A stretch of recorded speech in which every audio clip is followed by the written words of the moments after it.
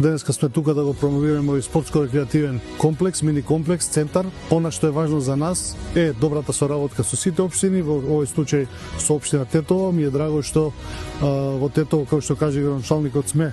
доста присутни, имаме почнати повеќе проекти, имаме направено неколку, ово е еден од тие, меѓутоа, како што каже градоначалникот, продолжуваме понатаму заедно да